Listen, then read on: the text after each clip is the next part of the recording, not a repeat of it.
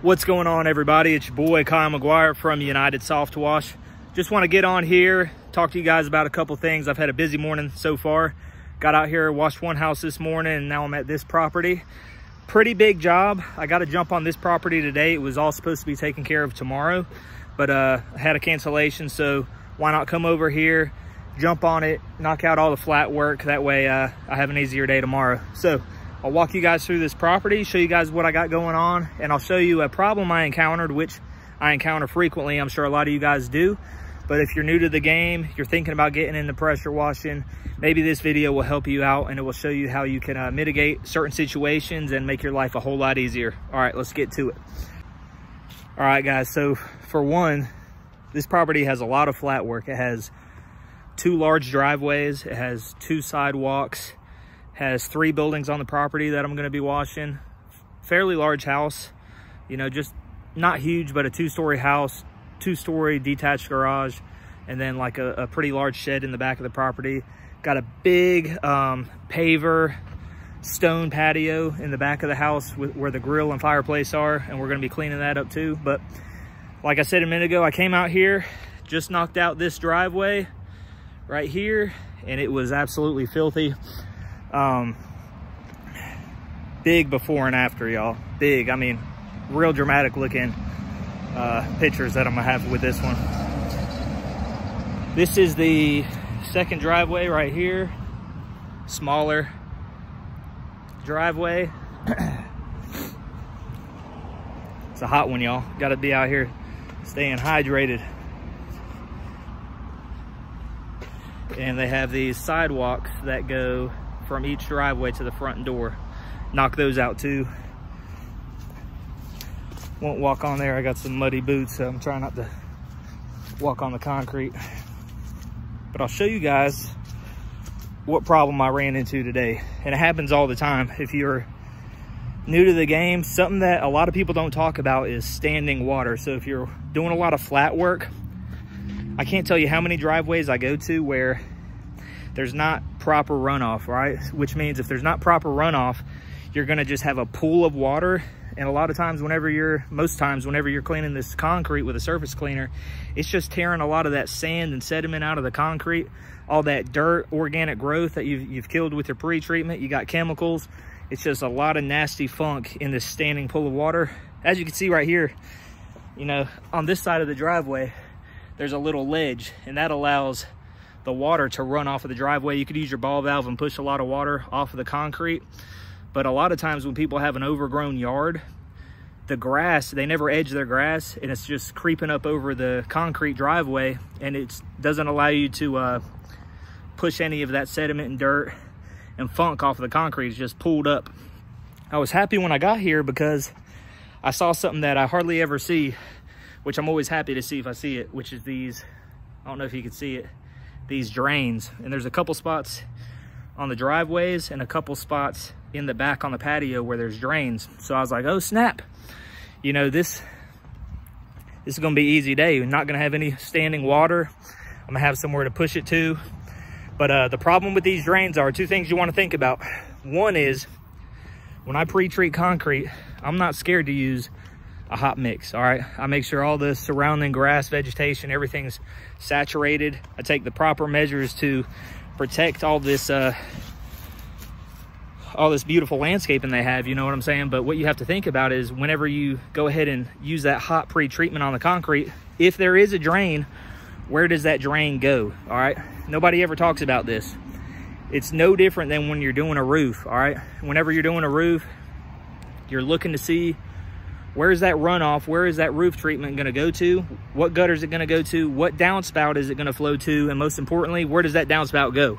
Is it going into their garden? Is it going into a flower bed or somewhere where there's a freaking Japanese maple or something like that? You have to be cognizant of this. All right, and the drains in the driveways, no different, because some of these pre-treatments on a driveway, depending on how dirty it is, this one was extremely dirty. It's a hot mix. So I had to do my due diligence, find out where does this drain go. All right, so that's one of the 2 things I want to talk about. The other is, sometimes these drains back up. All right, they're made for, you know, where whenever they poured this driveway, the homeowner or the contractor that made the driveway, they know that water was going to flow there. They needed a way for water to escape, but it's not meant for tons and tons of water. And whenever you're out here for a couple hours washing, it's the same thing as a real substantial rain, where these drains can overflow, where they're filled up, and wherever they're going downstream of it is highly saturated and it can't hold no more water. So I had standing water, even though I didn't think I would have it today. I had these drains, but I ended up still having a huge pool over there where I just went and showed you that big drain.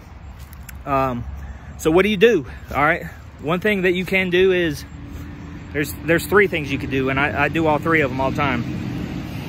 You could put like a fan tip on the end of, on like a J-rod or on the end of your lance for your pressure washer gun, your trigger gun, and you could basically spray water out. You know what I'm saying?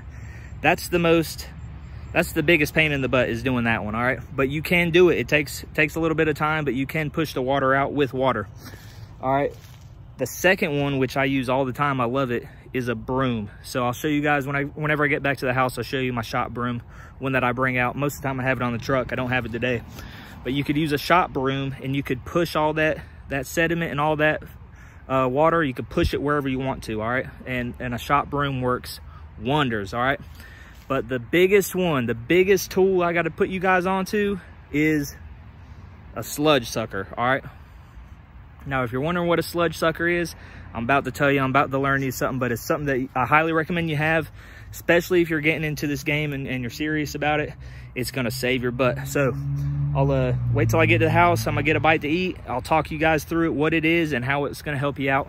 Super cheap. You can pick one up for like a little over $100. But I'm done here with the flat work. I'll be back here tomorrow washing these houses, or washing this house and the detached buildings, getting them cleaned up.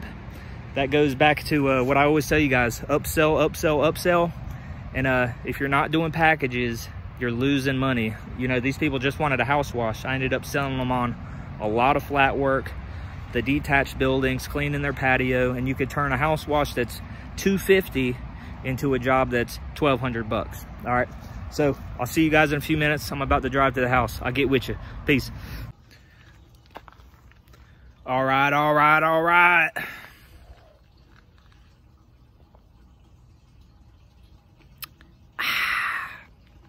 Y'all, let me tell y'all something. Modelo is probably the best beer there is, y'all. And I drink Budweiser most of the time, but nothing beats an ice cold Modelo. I'm talking cold, cold. It can't be lukewarm because it's disgusting. All right, gotta be ice cold. Excellent beer. I'm not sponsored by Modelo, y'all. I'm not getting a kickback. All right, y'all know me when I talk about stuff on this channel. I ain't getting it for free. I ain't getting no kickback. I just tell you what it is because it's good. All right, and that's what I'm about to do right now with this sludge sucker, y'all. All right, so let's talk about this thing real quick. Real quick before we do that, here's that shop broom I was talking about, y'all. Get yourself a shop broom, because sometimes you just don't want to go through the hassle of getting out this sludge sucker. Sometimes you honestly don't need it. So it really pays to have just a shop broom on your truck, because it's gonna save you ass. All right, so this sludge pump, y'all, sludge sucker. Basically, this thing serves as like a sump pump. All right. Now, if you don't know what a sump pump is a pump that you use to take out standing stagnant water. A lot of times you'll see them installed in like a basement and stuff like that, where they have water intrusion. But it does the same thing for our purpose, right? So this is basically a pressure washing sump pump, because we have water where we don't want it. We want to displace that water and put it somewhere else. So that's exactly what this affords us to do. The most important part is this right here. It's a cone, all right? And on this one right here, I have a male 1/4 inch quick connect, all right? A male plug. What it does is, on the inside, that plug shoots the water back down the hose, all right? So you could get one for a 4 gallon a minute machine, an 8 gallon a minute machine, but you just hook up. I'm gonna hook this thing directly to my lance. That way I don't have to constantly bend over and stuff. I saw someone else on YouTube. Dude knows what he's talking about, but he had his hooked up to, I think it was like a 3/8 male quick connect going to his ball valve, which is cool. but I'd rather not be bending over all the time. I want to save my back. So I'll hook this up to a lance, right? And I have this 15-foot hose right here.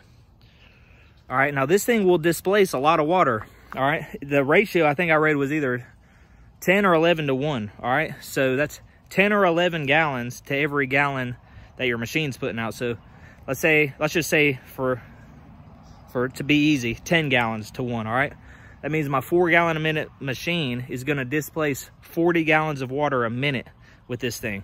It's crazy, and it really does.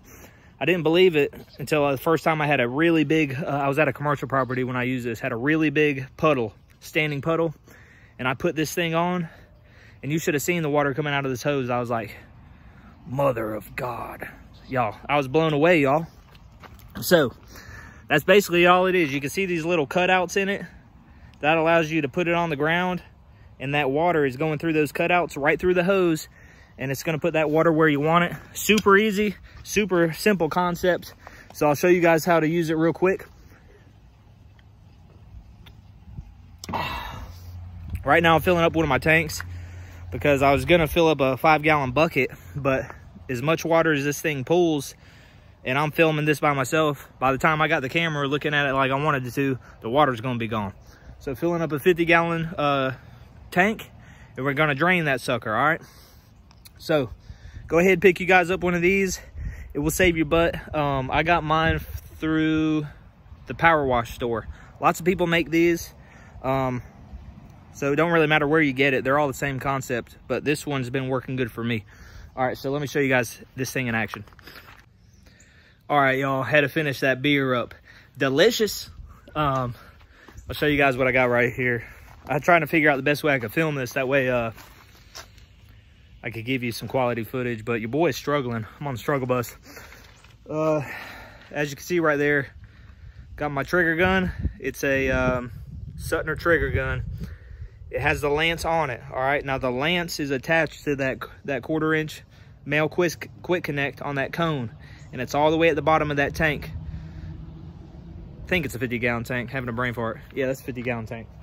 All right, so it's already up there. I have a zip tie on the trigger, all right? So that's for 2 reasons. That way I could release pressure off of it. That way I could turn the motor over.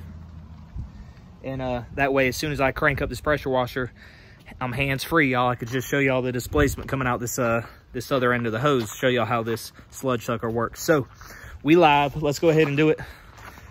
And make sure I still got water. About fell down. Dang. All right. We got water. Stand by. Crank this joker up. All right. Oh, hold up, y'all. Y'all see that tree? Matter of fact, hold up. Y'all see all these trees? Bradford pears, y'all. Real weak trees.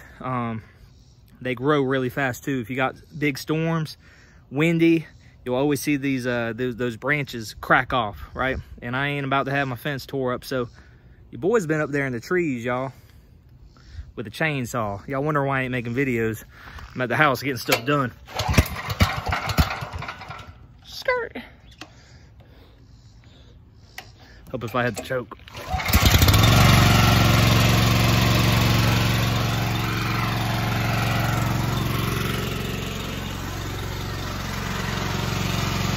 It is, y'all.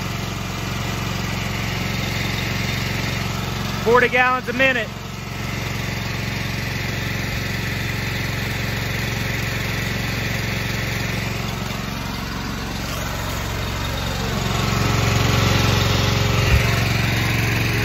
This tank's almost empty.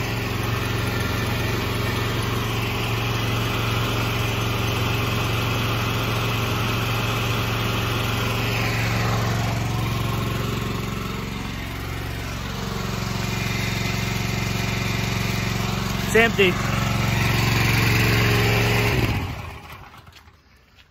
All right, y'all. Just so y'all don't think I'm playing, hear me out. She gone. All right, so that's that, y'all. Just want to get on here.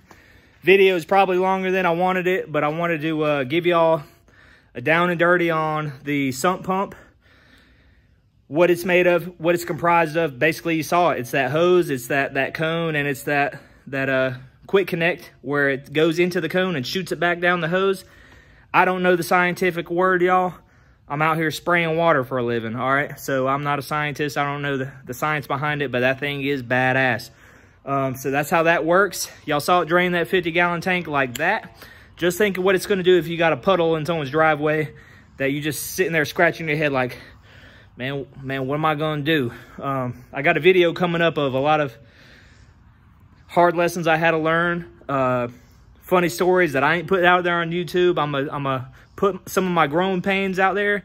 I'm gonna be embarrassed when I tell y'all, but I keep it transparent. I want y'all to learn from my mistakes. So I'll go ahead and put that out there for y'all. But hope you took something from the video. Y'all new to the channel, please hit that like and subscribe button. Gives me a little bit more exposure. I hope you learned something. And hopefully, if you don't already have one of these, pick yourself one up. You saw it do work. I'll get with y'all. Peace.